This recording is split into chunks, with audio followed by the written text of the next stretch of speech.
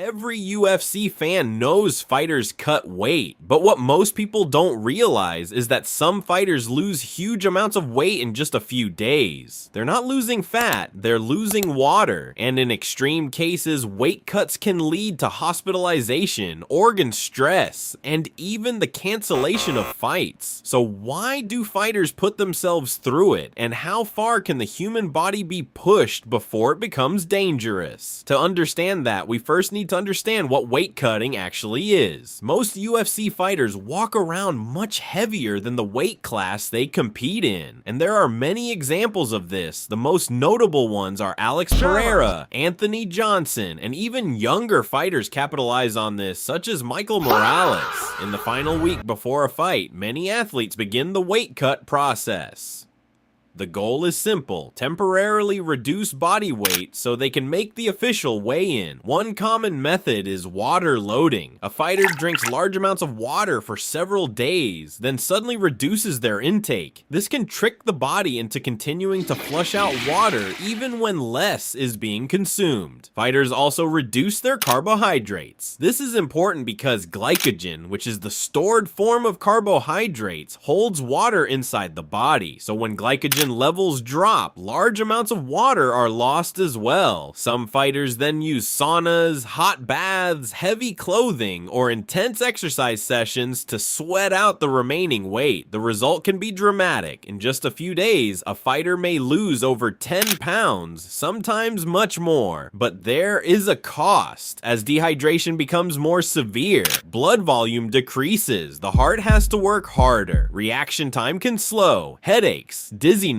and extreme fatigue become more likely. In serious cases, fighters can require medical attention. One of the most famous examples involved Khabib Nurmagomedov. Send me a message like location, I'm gonna come, whatever you want, doesn't matter, Ireland, New York, Brooklyn or Moscow, doesn't matter. Tell me. Khabib competed in the UFC lightweight division, where the limit is 155 pounds. Like many elite fighters, he reportedly walked around much heavier than his competition weight at around 190 pounds. However, this figure isn't confirmed.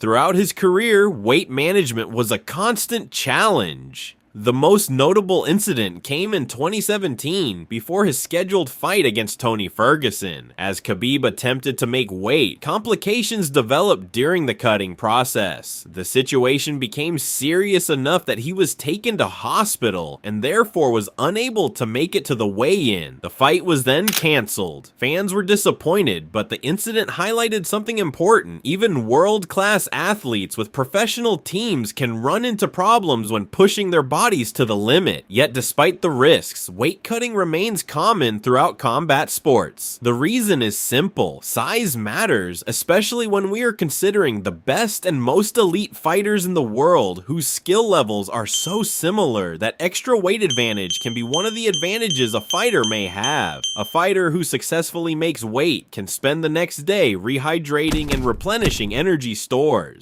By fight night, they may enter the cage significantly heavier than they were at the weigh-in. That extra size can mean greater strength, greater power, and sometimes a competitive advantage over an opponent. For many fighters, the potential reward outweighs the risk, and that's why weight cutting continues today. It's one of the most physically demanding parts of combat sports, a battle that takes place long before the cage door closes and the fight even begins.